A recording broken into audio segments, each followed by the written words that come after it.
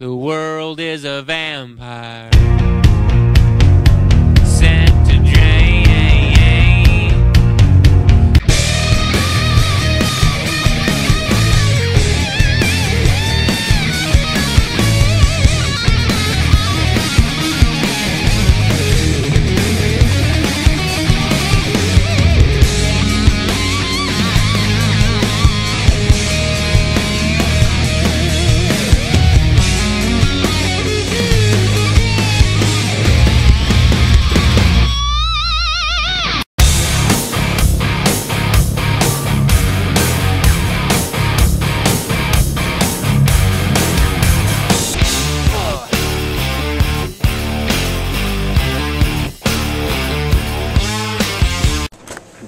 Hey guys and girls, what is going on? John Milton here, and I'm back today for another video for y'all. Now, today we've got the album review, which I promised to everyone in the last couple of days on my last video. Now, before I start this, I just want to address an issue which I forgot to mention on my previous video about when I did the 2014 Projects channel update, and that was what happened to the Album of the Year reviews for 2013.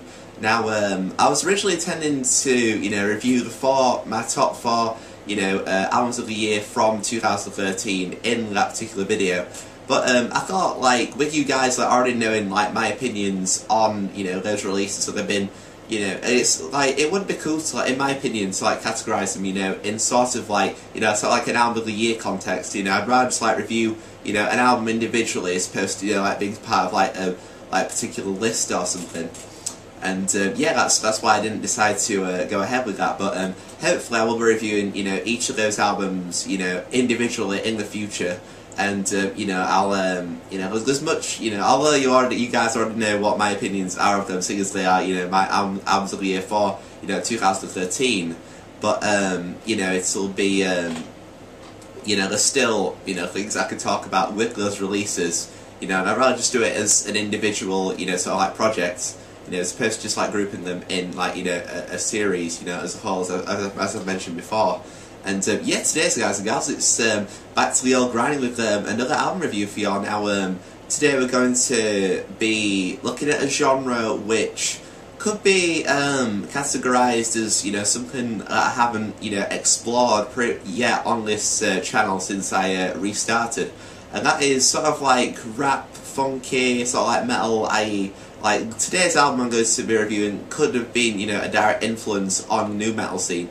And that is the 1992 debut studio album from Rage Against the Machine. Now, Rage Against the Machine, guys and gals, are considered, as I said, to be sort of like a funky, sort of like rappy, infused with sort of like metal elements, and those like the fundamental features of the genre, which is known as nu metal, which emerged at the end of the 1990s with the emergence of bands such as, well, actually it. So like mid to late 1990s, the scene started with like bands like, Korn and Limp Bizkit, for instance. And, Rage Against the Machine's album, their debut studio album, which is self-titled, could have been, a direct influence on, those bands starting out, for instance. Now, Rage Against the Machine, everyone, were formed in LA in 1991, and they drew influences from heavy metal, as I mentioned, and also from, rap artists such as, Public Enemy and the Beastie Boys, which, I'm a huge fan of the Beastie Boys. Those guys are amazing. And, yeah, I mean, the unique thing of what makes Rage Against the Machine good, everyone, is to basically, like, use their music as, like, a vehicle to, to like, talk about, like, political issues that, they feel, are oppressing them, and how, ordinary citizens can, like, make a change. And, yeah, the sort of, like left-wing, like, political views on, politics.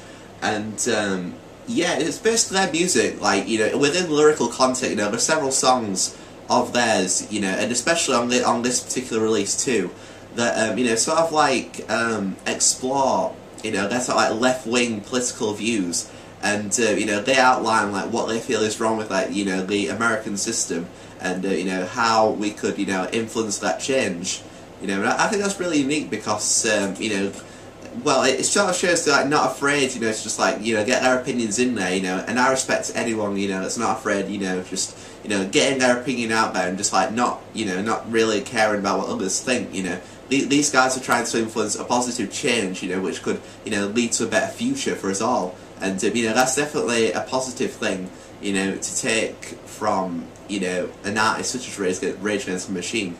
And, yeah, everyone, this album contains 10 tracks, and as I said, there are several, you know, songs on this release which cover a political ground. And those are the tracks Take the Power Back, which is track 3. Then you got Bullet in the Head, which is track 5. Know Your Enemy, which is track 6. Wake Up, which is track 7. Fistful of Steel, which is track 8. Township Rebellion, which is track 9. And Freedom, track 10. So basically, from the 5th song onwards, you know, all their songs on this release are like politically based. And yeah, I'll be exploring, you know, how these songs are politically based, you know, as we progress in this video and as I explore each track for you guys and gals. And yeah, this the version I got is the original 1992 version. Well, actually, I got it as sort of like a double set along with the album Evil Empire, which was Rage Against the Machine's second studio album, which was released in 1996. And at the same time, I also got the second double set, which comprises of Rage Against the Machine's 2000 third studio album, The Battle of Los Angeles, and also their 2001 fourth studio album, covers album Renegades.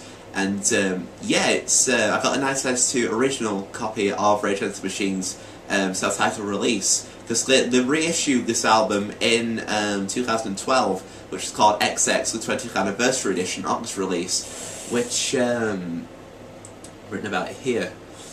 Yeah, it's yeah, they released that in 2012, the XX 20th anniversary edition, but this the album the release that we're covering today, guys and gals, is the standard Rage Against the Machine, you know, debut studio album from 1992. And this is also another band which the game Grand Theft Auto San Andreas got me into. Like, they did it with L7, you know, produced that amazing radio station on that game, which was known as Radio X. You know, their song Killing in the Name on Grand Theft Auto San Andreas, you know, that is like the ultimate, you know, just badass song. You know, it's it just makes you want to break things, but it makes you, you know, it's good for like releasing all that anger and stuff. And yeah, but apart from Killing in the Name, guys, there are also 9 other songs on this album which I'll be covering for everyone. And yeah, we'll start off with the song Bomb Track, which it starts with some palm music guitar from lead guitarist Tom Morello, who is you know, wildly renowned as being like, you know, a master of sort of like an effects-driven guitarist. And that's something that he explores, you know, quite frequently on this release too. And yeah, it's like it starts with some palm music guitar before the rest of the band enter. And Zach De La Rocha, you know, sort of like raps his lines. Like a common theme with this release, guys and gals, is basically like Zach De La Rocha will, like, you know, build up the tension, you know, through like, you know, it's like the sort of like the aggression or the tension in his vocals sort of like increasing, and they'll get like the band coming in and playing, you know, some sort of like aggressive riffs. And yeah, that's it's sort of like explored, you know, in only like a minor sense on this particular song. You know, as the album progresses, we tend to see, you know, we see more, you know, of, you know, this sort of like style, and you know, it sort of like develops, and it's, you know, it's more refined. But we'll get to that as we get further into this release. And yeah, the sort of like the song Bomb Track sort of like shows, you know, the stereotypical like main sound, what I consider it to be for this release. It's sort of like, it's like a gangy sort of like junkyardy vibe. If you know, it's sort of like, it's kind of hard to you know, that's just the sort of sound I describe it as. Like, if you listen to the song, like, you know, you'll hopefully you'll see what I mean. So yeah, it's you know, it's shown in large portions throughout this particular song, you know, it's like junkyard sound, which, as I said, is a you know, a main characteristic of this particular release. And yeah, there's sort of like a special, you know, guitar technique towards the end of the song. You know, as I've said, like, Tom Morello is a guitarist, you know, renowned for you know, utilising, you know, plenty of special effects. And you know, it certainly adds, you know, something to this song, you know, because it makes it unique. Like, you know, I don't think there'd be many, like, you know, bands, you know, prior to Rage Against the Machine that had you know, come along and like contained a guitarist in their ranks, you know, that sort of like, you know, utilised, you know, like special effects. Like he has, I think that Tom Morello has sort of like a whammy pedal or something, you know, which, you know, he'll you know, use press with his foot, you know, and you'll get some sort of like, you know, special effects generator which you can utilise on a guitar, and you know, it certainly adds, you know, like a depth and a, you know, a dimension, you know, that's sort of like unique to you know, Rage Against the Machine, and yeah, it's a good song to open the album, guys and gals, but, you know, I wouldn't say, you know, that it was the strongest on this album. You know, it's definitely a good introduction, but, you know, there are so many features, you know, that sort of like lack from, you know, this particular song in relation to the others. And in terms of like lyrical content and the theme of this song, you know, it's basically like an angry outlash, you know, at the people who now live and control, you know, the land in Mexico, which was, you know, sort of like forcibly taken in one of the several Mexican wars which took place. And although not politically based, the song does show how like Rage Against the Machine are like not afraid, you know, of like getting their opinions in there. And yeah, it's something that makes this album sort of like very unique. Like the first song, Bomb Track, you know, it's not, you know, it's not the best song on the album, but it's definitely a great introduction. You know, there are far better songs on this release than Bomb Track, but as I said, it's definitely, you know, a great way of like, you know, settling fans into the release. You know, so like just giving them like a brief glimpse of what is to come with the rest of the record. And then we get on to Killing in the Name, which, you know, which is the big single from this release. You know, as I've said, guys and gals, like I heard it on Grand Theft Auto San Andreas back in the day, and I just thought, wow, this is an absolutely kick-ass song. You know, that bridge where, you know, Zach De La Rocha, you know, shouts, you know, what I'll get onto, you know, it's just amazing. And yeah, it basically starts with, you know, the song's in drop D on guitar, and it basically, you know, starts with like a powerful, you know, drop D guitar chord, which, you know, wouldn't be utilised without, you know, tuning the 6th string down to D. And yeah, it's played like once in like 4 bars. So it's struck, you know, it's like 4 beats in the bar, you know, it's like struck, it's like 1, 2, 3, 4, and it's struck again, and it does that 4 times. And yeah, and then it's, you know, it's sort of like extended, you know, it's sort of like not played, you know, it's sort of like a staccato style. It's sort of like played, you know, like just like playing it, and like letting like, you know, the feedback and stuff like, you know, like take over, and I think it really gives it like a very like sort of like cool effect too. And yeah, there's sort of like a soul bass riff, and we get like a cowbell on the drums, you know, before the main riff kicks in. Now, me and my guitar teacher, I actually had a laugh about that like this cowbell when I was learning the song on guitar. It sounded like a horse or something, because it does sort of like that clip-clop vibe to it. It's just, you know, it's a really good like way of just like, you know, introducing the song, and you know, it adds diversity to the release, you know, as I said, which, you know, makes an album, you know, like incredibly, you know, it's really important for a release, you know, to have like an element of diversity, you know, in order to keep it fresh, in order to, you know, like keep fans like guessing of what, you know, like could be coming, you know, from the rest of the release. And yeah, it's you know, you get like before the main kicks, sort of like get that sort of like staccato effects on guitar, and before we get the main riff, and yeah, it's this continues throughout, and we get sort of like some higher notes in there, you know, as the song develops, and then as we progress through the song, we get the bridge, which is where Zach De La Rocha shouts the line, which, you know, is like infamous among metal fans, but, you know, due to, you know, reasons, you know, I just it's basically, if you listen to the song, like, you know, I'm sure a lot of you guys and gals out there know which part I mean.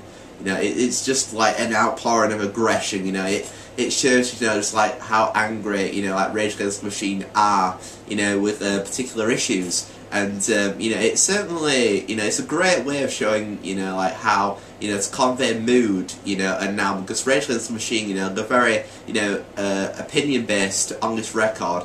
And, you know, the use of, like, aggression and, like, angry vocals, you know, it really helps, you know, to, like, create that tension and, like, you know, show that they're not fooling around. And, yeah, and now we get the well, there's part like in the song was like Tom Morello uses like the whammy pedal again, guys and gals, and me and my guitar teacher also laugh about this as well, saying it sounds like a bird or something, because it's like, you know, you press it, you get these sort of like really like high pitched sounds which sound reminiscent of like a bird or something. I mean, bird is in the animal, you know, yeah, it's basically like it's about an issue, but like Bomb Track, it's not really about a political issue. And the themes which, you know, are explored in this song, guys and gals, are the idea of like Christian soldiers going out to war and killing other people. Like, it's sort of like, the song is about hypocrisy, and it's sort of like how, you know, it's in Christian morality. Like, it's sort of like wrong, you know, for you know, followers of that particular religion, you know, to go out to war and you know, kill people. And it's basically, you know, a sort of like, you know, Rage Against the Machine's opinions on that, and you know, how they feel that it's wrong, and you know, it raises, you know, questions of that nature. And yeah, it's basically saying like, you know, it could be question, could be like, you know, saying these people sort of like, you know, questioning like their religion and like going against like the norm. You know, if they're like, you know, acute followers of Christianity, then they shouldn't be going out to war and killing people. But you know, that's just Rage Against the Machine's opinion. And yeah, my opinion is that, you know, religion shouldn't hold you back. I mean, I wear a cross, but you know, that's only because, you know, I'm a, you know, I believe in God, and you know, I've been, you know, I've had a few, you know, notable experiences with the Almighty, you know, shall I say? And yeah, it's basically yeah, like as I was saying, like, you know, if you go out to war, you know, you're representing your country, you know, you're fighting, you know, to save the lives of the citizens back home, and I feel that's more important, you know, than just letting like your particular religion like hold you back from doing that. Like, these guys and gals are going out onto the front line, you know, my heart goes out to them. I mean, those guys are absolute heroes, you know, like, you know, anyone can do that, you know, it's got like, you know, the biggest guts in the world, you know, and those dudes are, you know, those guys and gals, you know, who, you know, men and women who go out, you know, to provide service for the military. You know, those people are inspirations. You know, like their bravery is just, you know, it has to be admired. And yeah, Killing in the Name, guys and gals, you know, it's definitely the strongest song, you know, out of the first two songs on this particular release. Then we got on to track 3, everyone, which is known as Take the Power Back. This is sort of like a sort of like less diverse. Well, I'd say arguably it's as diverse as Killing in the Name, but it's not. Like, I don't feel the song is as good as Killing in the Name. Like, it starts with like a soul drum beat, and it is accompanied by like an effects-driven guitar, which yeah, it's followed by like, you know, you get sort of like separate instrumentation, shall I say, with this song. Like, you know, you get like the you know, as I said, like, you get the drums coming in, and then you get like the bass and guitar, and then, you know, as is the norm on this release, guys, so it's sort of like get like, you know, and then the whole like band comes in and starts playing like a really, you know, heavy riff, and yeah, it's there's certainly a lot of like raps lines in this song from Zack de la Rocha. Like, on the song Killing in the Name, for instance, wasn't, you know, it was more, you know, Zack de la Rocha was more like melodic with like his vocal style, whereas in this song, you know, it tends to like revert to sort of like, you know, the more like rapped lines, which, you know, are a prominent feature of this particular release. And yeah, so there's also a very powerful guitar solo in the song from Tom Morello, which, you know, is different from Killing in the Name and Bomb Track. You know, like, as I said, like, the song, you know, including extra elements, you know, it helps to, like, you know, include diversity, and, you know, it helps keep the album fresh, you know, which is, you know, one of the main characteristics of a really good release. And yeah, there's sort of like a part where Tom Morello sort of like plays on his own, and then we sort of like get like a drum beat coming in. And, you know, I think that's really unique, you know, it sounds really, really good. And, yeah, the song changes, like, towards the end of it, but, you know, I'm not really a fan of, you know, this, that particular part. Like, there are some parts in songs on this album, guys and gals, where, you know, Tom Morello will play a riff, but, you know, I'm just not really a fan of that particular sound of that riff. You know, there are other elements in the song, you know, which I really enjoy, But you know, there are some parts which, you know, I'm just not really a fan of, and you know, this is just, you know, a particular example of that. And yeah, it's as I said, it's sort of like a more diverse Killing in the Name, and but obviously not as good as what I've mentioned. And it's basically about like this is the first song on this release where like the political themes are explored.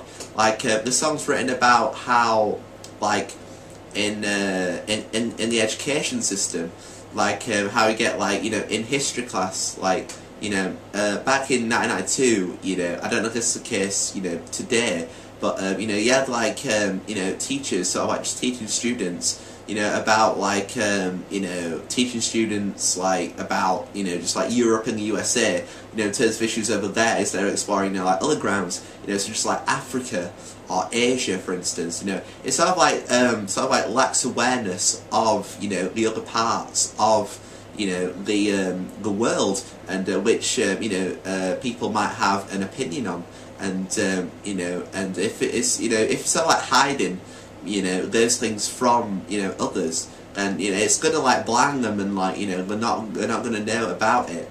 And you know, it's sort of like a response to the government, you know, to make that change, you know, and help other people sort of like you know about these issues. And you know, maybe, you know, they might have an opinion which could like change them. And you know, if we teach, you know, students about, you know, other continents and like the issues there, you know, maybe they could take a stand and like change the world for the better, which is one of the main things that Rage Against the Machine aims to promote, in the, you know, alerting people to issues, and you know, outlining, you know, what they think is wrong, and you know, how we as people can like change things for the better. And yeah, Take the Power Back, guys, it's a really good song. Like, it's probably, you know, out of the first three songs, you get Killing in the Name the best, Take the Power Back second best, again Bomb Track third best, and go down to track 4, everyone, which is known as Settle for Nothing. You know, the starts with sort of like a slow guitar, but it's also mixed with sort of like some like cool, you know, sort of like atmospheric effects, you know, and you know, which help to, you know, really create sort of like the mood and the vibe which, you know, Rage Against the Machine, you know, were intending for this release. And yeah, then we get like, you know, the common, you know, theme which, you know, I've talked about with some of the songs on this release, and that sort of like Zach De La Rocha's like vocals sort of like build up, and go get the whole band like entering, you know, with like an aggressive riff, and you know, that's really, you know, Settle for Nothing is an example of where this is utilised on this release. And yeah, there's sort of like, you know, there's sort of like bits repeated in this song, and then we get into like the middle bit, where it's sort of like a Metallica-based sort of like guitar sound. Like, it sounds like from Tom Morello, like it sounds reminiscent of something that might be heard from, you know, Metallica's album Ride the Lightning. You know, in particular songs like Fade to Black, for instance, just sort of like that those heightened notes. And you know, I think it really, you know, helps the song be good. Like, as a huge fan of Metallica, obviously I'm going to like everything that sounds like them. So yeah, and it really does make the song really cool. And yeah, I mean, this song's good, but you know, out of the first 4, I'd say that this song's like the song I enjoy the least. You know, due to the fact, you know, that Zach De La Rocha, I know it's conveying like a message, in that Rage Against the Machine is sort of like delusioned with like the system, but you know, I feel that sometimes it's like rage and aggression, you know, can sometimes be a little bit, you know, like too much in this song, and you know, I think that's what brings it down. Like, you know, I know like the band are trying to, you know, they're expressing their distaste at like the government, but you know, I just feel that his shouting at times can be, you know, a little bit too much. And yeah, that's just one of the things that, you know, I don't find really like appealing about this song, you know. And yeah, that's why I had to, you know, rank Settle for Nothing as like one of the least, you know, my least favourite song out of the first 4 on the album. And then we get on to track 5, Guys and Girls, which is known as Bullets in the Head, which was also, you know, a big single from this release. It starts with sort of like a funky like bass guitar riff, you know, there are quite a few like bass riffs on this release which you know, sound really, you know, like funky, and you know, they add sort of like a really like decent groove to the songs. And they'll get sort of like an effects-driven guitar from Tom Morello, which, as I've mentioned, everyone, is a fundamental feature of this release, and it's seen, you know, sort of like a really like prominent basis, and you know, it really does help, you know, as I said, like make the songs like very diverse and unique, as well as, you know, make it sound interesting for the listener. And yeah, then sort of like there's some more repetition from, you know, previous riffs in this song. You know, from earlier on, repeated, you know, throughout later, and the sort of like the effects-driven guitar sort of like, you know, it takes centre stage after this, and yeah, there's sort of like you know, like in Take the Power Back, you know, there's sort of like the shouting from Zach De La Rocha to signal the rest of the band to come in, and that's also the case on the song too, guys and gals, with you know, Zach De La Rocha's vocals sort of like increasing in like aggression and tension, and you know, then the band like coming in and like playing you know, a really heavy riff, you know, and it you know, those parts on this release, you know, they just sound really good, and yeah, it's a pretty solid song. Like I'd rate Bullet in the Head higher than say Settle for Nothing, for instance, and it's basically about, sorry, I forgot to mention what Settle for Nothing was about, didn't I? Settle for Nothing is basically like, just going back to this song, it's basically about like how, you know, some people who are like brought up in slums, or you know, a bad area, for instance, you know, can sometimes become like disillusioned with the world, and it's basically like how they can like, you know, like sometimes join gangs, you know, or like engage in like criminal activity, you know, and you know, but it's a sense in that you know, we should like rebel against this, you know, and like teach, you know, the young people of today and of tomorrow, you know, that you know, basically like, you know, basically like what you reap is what you sow, you know, like, if you put the effort in, you know, you'll get rewarded. Like, you know, it's not cool to like, you know, like join gangs or, you know, all that stuff, and it's basically like a becoming message to like you know, the families in this position, you know, it's like watch out for like the well-being of their, you know, children, you know, to ensure they don't end up, you know, being in a gang and, you know, potentially end up, you know, being killed or something. And yeah, that's really a positive message that Rage Against the Machine are promoting, because, you know, there's nothing worse than like, you know, seeing like, you know, your son or daughter like, you know, join, you know, a gang or get into that particular situation and end up badly. I mean, it's just heartbreaking, and it's just a message from Rage Against the Machine saying, you know, encouraging parents, you know, to not let this happen, you know, to save the lives of the children or the people that could be our future. And yeah, reverting back to Bullet in the Head, guys and gals, sort of like a fast forward moment. And yeah, it's basically like Bullet in the Head is also another politically driven song lyrically, in that it's sort of like about how Rage Against the Machine sort of like feel, you know, like fighting in wars, you know, is like, you know, not as, you know, it's almost the same as, you know, like as being a support of like Nazism, for instance. Like it's saying, there's a line in the song that says like a yellow ribbon instead of a swastika, which is basically like, because a yellow ribbon in the US, guys and gals, is basically used to you know, signify support, you know, for troops fighting in wars. But you know, and Rage Against the Machine, as I've said, like feel, you know, the fighting in wars is not as, you know, it's just the same, you know, it's just as bad as like, you know, being, you know, a supporter of like the Nazi party.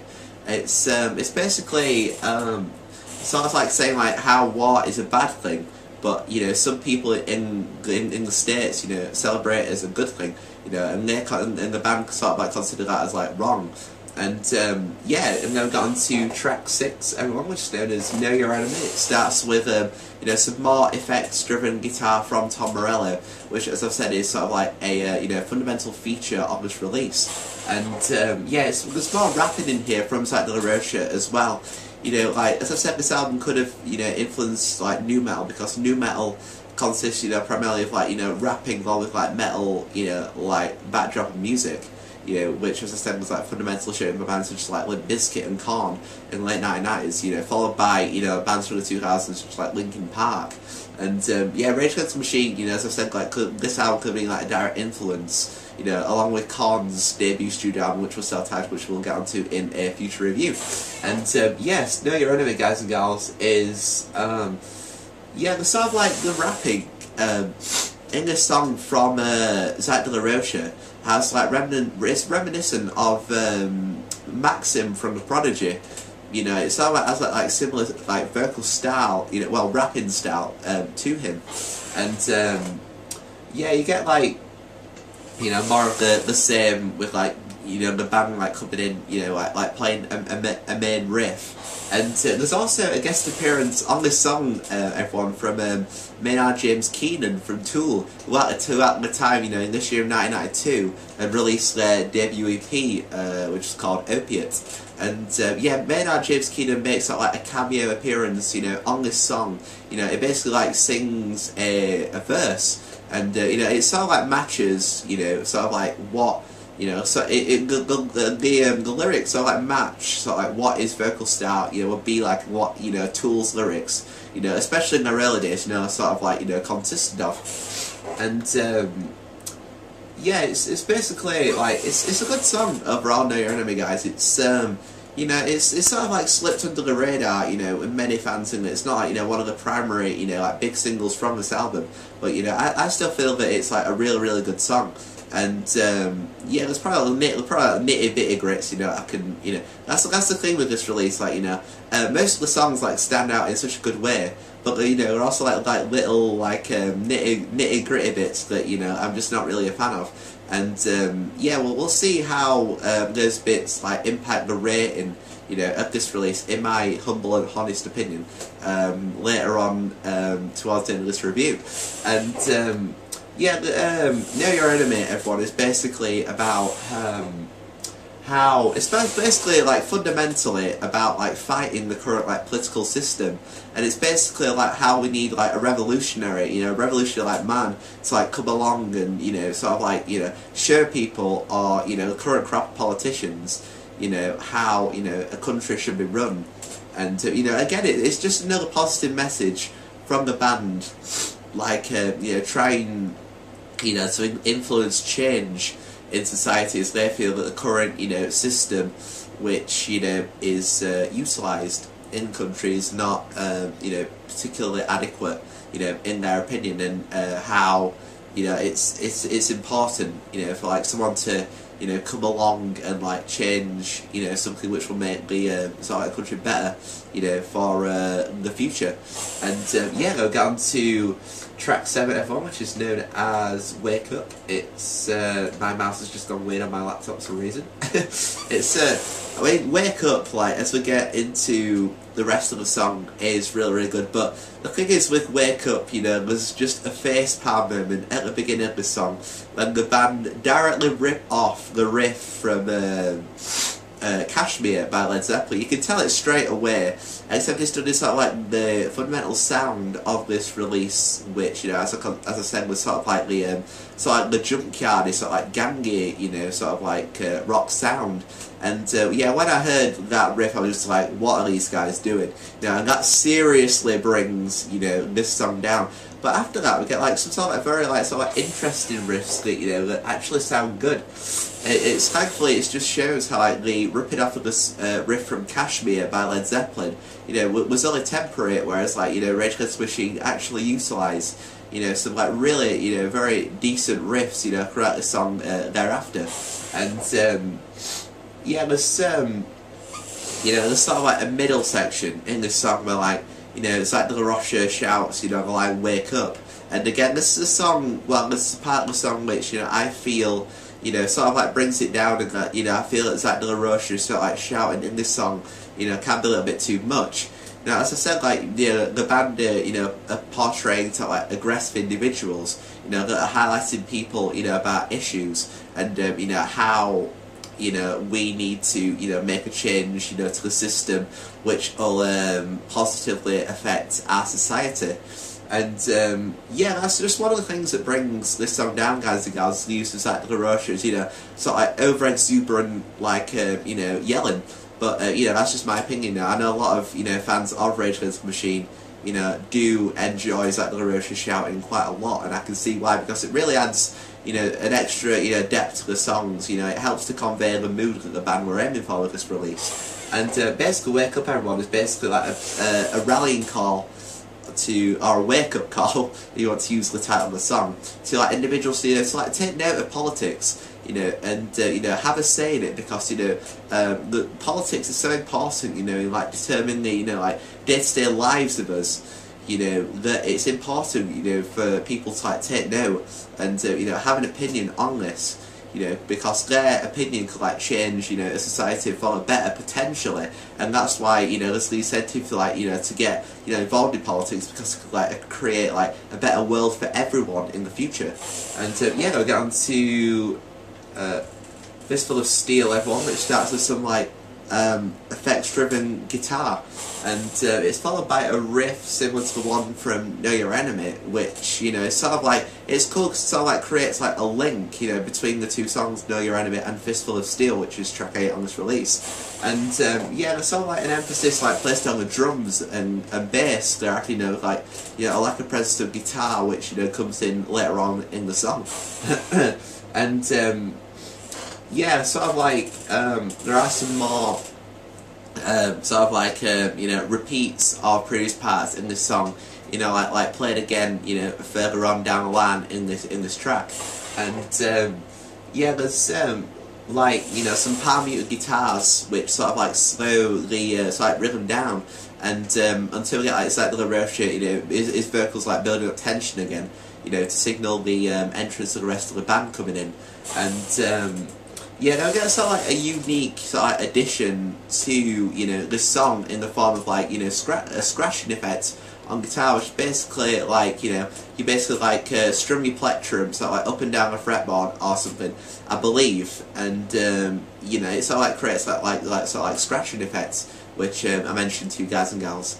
And yeah, it's a pretty decent song overall. I mean, it just shows like how, you know, unique of a guitarist, you know, Tom Morello is, you know, in that it can utilise all these crazy effects, and you know, they'll work really well, and, you know, help the songs, you know, be, you know, the creative standout, you know, opuses that they are.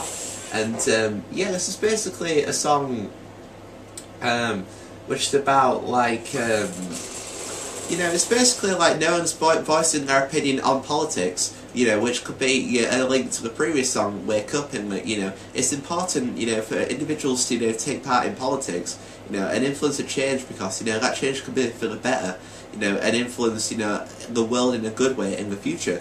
And yeah, it's basically about like how, you know, the band feel like not enough people are participating, you know, in political action, and you know, how it's important, you know, to like voice your opinion without, you know, just like conforming to you know, the norm, and actually, you know, have something to say on politics, you know, and like, you know, change, you know, the country, or like even the world, you know, in the long term, you know, for like the better. And yeah, they'll get on to Township Rebellion, guys and girls, to track 9. And in the introduction of this video, the song, the first main riff from Township Rebellion is one that you hear.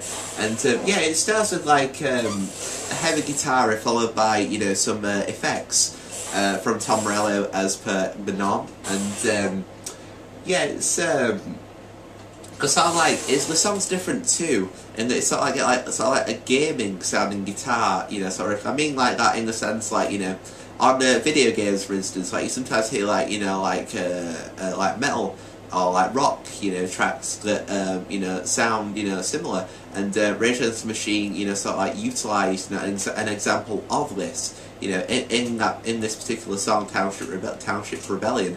And yeah, it makes for a really, you know, sort of like unique, you know, and it has diversity, and you know, I think it makes it sound really, really cool. And yeah, it's sort of like yeah, there's some more examples in this song where you know, sort of like the instrumentation, you know, it sort of like breaks down before like Zach De La Rocha sort of like, you know, shouts and the rest of the band like come back in, you know, like starting in with like a main riff. And you know, as I said, it's one of the fundamental features of this album, guys and gals. And it's basically like about like, it sort of like explores the idea, you know, of political participation again, but it also like shows like if we don't, you know, participate, you know, and just stick to the norm which the band, you know, feel the needs changing, you know, that's like oppressed people, you know, can only take so much, you know, before like the resort to violence, you know, and you know, like leads something like, I don't know, like the French Revolution, for instance, where like, you know, the people were so oppressed by the failings of the kings that they just basically like took to the streets to like storm the Bastille, I believe. And yeah, and that's basically what the song's about, everyone. And that, you know, if, you know, we don't take a stand, you know, and like change the world for the better, you know, there'll be some people out there, you know, that'll sort of like, you know, they'll become incredibly oppressed, and they'll like take a stand in a very sort of like physical manner, which will not bode well for society, in that, you know, things will be destroyed, you know, and potentially like people's lives could be wrecked in the process, which, you know, is not what it's about at all. So yeah, I mean, Township Rebellion, everyone, is a really good song, you know. As I said, like there's like little bits in there, you know, as is the case with the other songs, where, you know, I'm just not a fan, but, you know, that's just one of those things. But overall, I think it's a really, really good song, and it's definitely a great penultimate song on this release, leading up to the final song on this release, guys and gals, which is known as Freedom, which is track 10, and it's the final track of the album. It's the longest one, and you know, it starts with a guitar riff reminiscent of the album's main sound.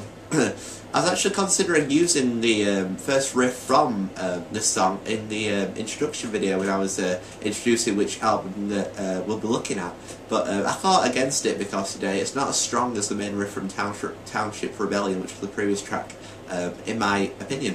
And yeah, we get like some more like bass, you know, tendencies, like taking the spotlight in this song. And we also get like a soft-spoken word part from Zach De La Rocha in this song too, which you know, it's sort of like, you know, it continues to add diversity to this release, and it makes it sound, you know, really interesting, and you know, adds an extra depth and element to this song. And yeah, it's there's like bits that are sort of like repeated, and now we get like, you know, the typical you know, Zach De La Rocha you know, shouting and the rest of the band coming in. Like, it could be said, guys and gals, this song, track 10, Freedom, is like sort of like the well, it is the conclusion of the release, and it's also like, you could say like, all the elements of this album, you know, are sort of like, you know, like put into like one song. And you know, it's certainly, you know, it's a great way, you know, to close your album, to like put all the different, you know, avenues that you've explored, you know, in terms of like the sound of the release, you know, like put them all into like the final song. You know, it helps, you know, sort of like, you know, sum the album up in a way, you know, like you know, it's really, really cool. And yeah, again, this is a really, really good song. Like, you know, the sort of like the song ends with sort of like some feedback on the guitar. You know, it's sort of like, it can be a little bit irritating, I guess. It's a bit, although I'm not really a fan of the band anymore. The song Hearts Burst Into Fire by Bullet for My Valentine, for instance, so like, sort of like the end bit of that song with all that feedback, you know, it always like hurts my ears, and I'm just like, you know, ow, or something, you know, it's just, I just don't really particularly like dig that certain effect.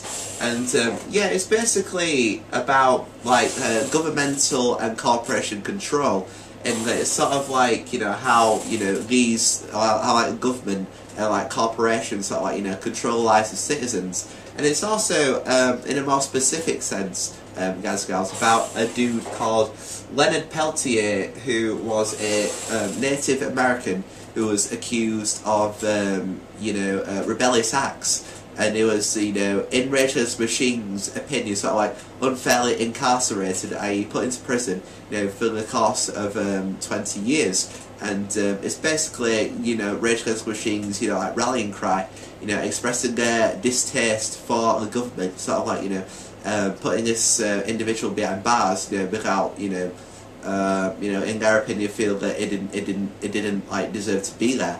And yeah, overall it's a very solid release, guys and gals. Rage Against the Machine by Rage Against the Machine.